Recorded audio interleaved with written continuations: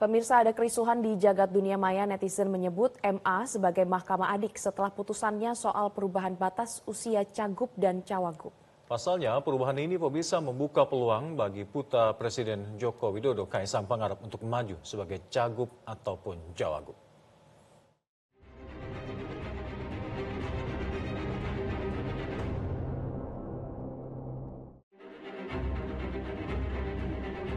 Hari ini netizen ramai-ramai mengunggah tagar Mahkamah Adik di berbagai platform media sosial. Tagar tersebut mudah ditemukan. Munculnya istilah Mahkamah Adik ini tak lepas dari putusan Mahkamah Agung atau MA terkait aturan batas usia calon gubernur dan wakil gubernur. Pasal 4 ayat 1 huruf D PKPU nomor 9 tahun 2020 disebutkan bahwa calon gubernur dan wakil gubernur paling rendah berusia 30 tahun terhitung sejak penetapan calon.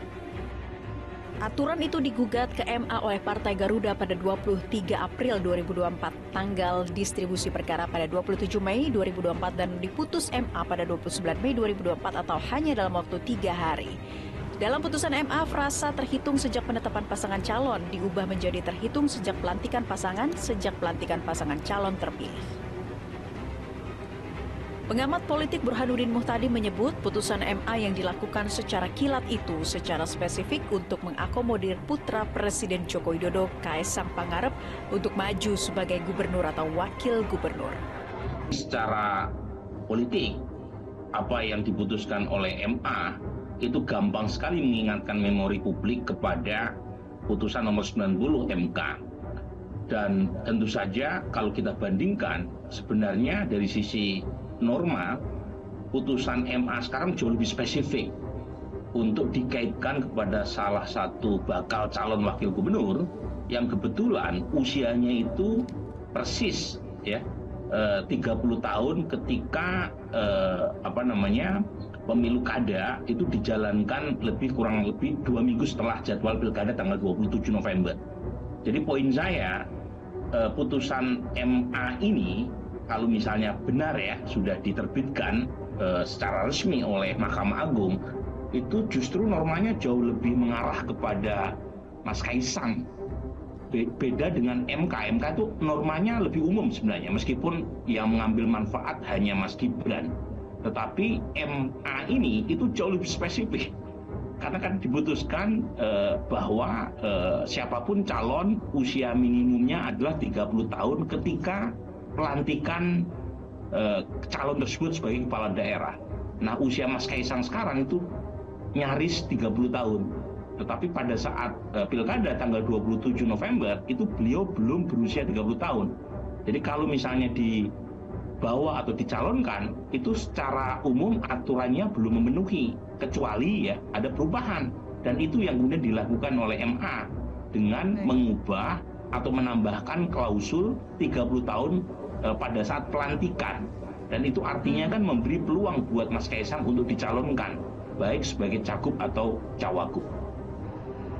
Kaisang Pangarep lahir pada 25 Desember 1994, sedangkan Pilkada 2024 digelar pada 27 November 2024. Dengan demikian, saat Pilkada digelar, usai Kaisang baru 29 tahun 11 bulan atau kurang 4 minggu menuju usia 30 tahun, tapi dengan perubahan frasa menjadi terhitung sejak pelantikan pasangan calon terpilih, maka usia Kaisang akan menjadi syarat.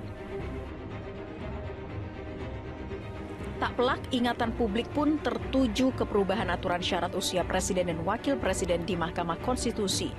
Pada Oktober 2023, MK mengubah 169 huruf Q Undang-Undang Pemilu yang semula berusia paling rendah 40 tahun menjadi berusia paling rendah 40 tahun atau pernah.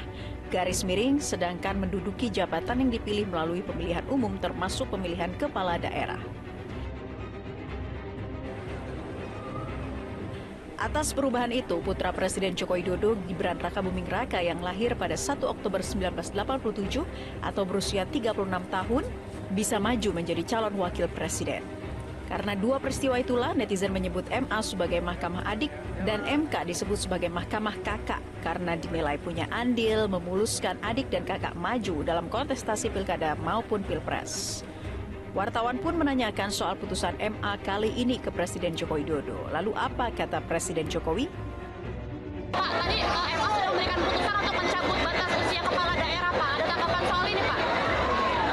Itu tanyakan ke Mahkamah Agung atau tanyakan ke yang bukan. Oke. Tapi Bapak sudah temukan itu, Pak? Sudah baca sebelumnya? Sudah baca hasil putusan itu, Pak? Belum. Nanti diberitahu saja. Sementara itu, pakar hukum pemilu Titi Anggraini mengkritik putusan MA karena tidak sejalan dengan putusan MK nomor 141 tahun 2023. Menurut Titi, setelah putusan mengenai batas usia capres-cawapres, pandangan konstitusional MK bergeser dengan kembali menegaskan bahwa syarat usia itu merupakan open legal policy atau domain pembentuk undang-undang yakni DPR dan eksekutif. Mahkamah Agung nampaknya lupa bahwa ada putusan Mahkamah Konstitusi terakhir, putusan nomor 141 tahun 2023, di mana Mahkamah Konstitusi sendiri bergeser soal pandangan konstitusionalitasnya soal usia. Di putusan nomor 141 tahun 2023 itu, MK kembali menegaskan bahwa persoalan usia itu adalah open legal policy, diserahkan kepada pembentuk undang-undang. Mahkamah Konstitusi itu bergeser dari pendapatnya di dalam putusan Mahkamah nomor 90, walaupun MK tidak mengubah keberlakuan putusan 90 soal Pilpres dari pemilu 2024. Nah, putusan MK nomor 141 tahun 2023 itu meneguhkan putusan MK terdahulu soal Pilkada di putusan nomor 15 tahun 2017. Jadi memang ini agak aneh ya Mahkamah Agung ini menurut saya. Putusan MA kali ini pun dikaitkan dengan upaya memuluskan langkah Kaesang Pangarep maju sebagai calon gubernur atau calon wakil gubernur. Sebab pada saat yang sama muncul baliho Budi Satrio Jiwandono yang disebut akan maju Pilkada Jakarta berpasangan dengan Kaesang Pangarep. Budi Satrio merupakan keponakan Presiden terpilih Prabowo Subianto. Analis politik meyakini bahwa wacana menduetkan Budi Satrio dengan Kaesang di Pilkada Jakarta itu serius. Saya termasuk yang cukup meyakini bahwa duet antara Budi Juwandono dan Kaesang itu akan terjadi ya.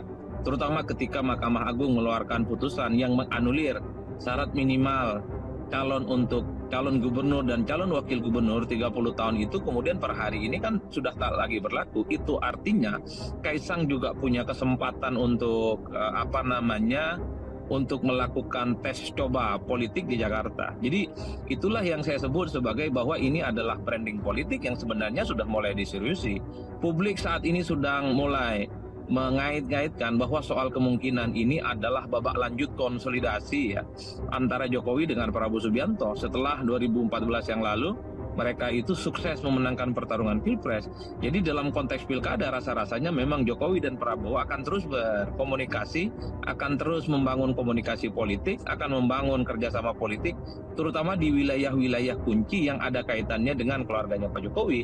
Misalnya di Sumatera Utara, ada Bobi Nasution yang kemudian masuk Gerindra dan sangat mungkin akan diusung secara terbuka oleh Gerindra. Di Jakarta, ketika ada nama Budi Juwandono, kemudian berpasangan dengan Kaesang Pangarep maksud saya, bagi saya ini adalah suatu hal yang sebenarnya ingin diseriusi di kemudian hari.